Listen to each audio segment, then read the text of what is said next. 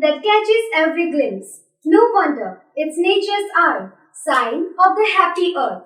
The sweet fruits that squeeze, the green grasses that blows along the wind. No wonder it's nature's eye, sign of the happy earth. Hello respected judges. My name is Paramita Suklabaidya and I would like to speak on the topic global warming and its impact. So first of all, I would like to question you that is our earth really happy today? I doubt it because of the rising temperature of the earth's surface. Today glaciers are melting, sea levels are rising, the trees in the dense forest are dying and the wildlife is searching for place here and there.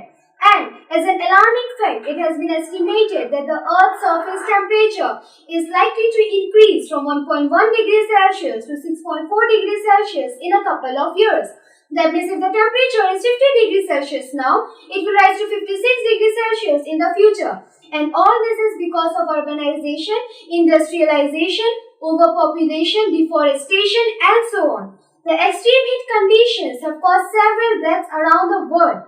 Antarctica has been losing 1 million tons of ice every year since 2002, causing the sea levels to rise several meters above.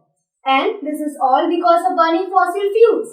And if we keep on burning fossil fuels, then the sea levels will rise several meters above the sea level in upcoming 50 to 150 years.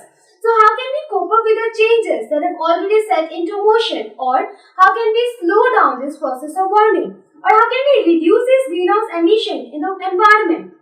We can take following measures like to make into the use of planting a new tree every day. Use solar energy instead of using electrical energy. To make into the habit of using the 3 golden R's, that is reduce, reuse and recycle. Use public transportations and so on. Let the future generation have the luxury of breathing fresh air. Let us all come together to save our life-giving and life-saving Mother Earth. After all, it's our Mother Earth. Yes, yours and mine too. Thank you.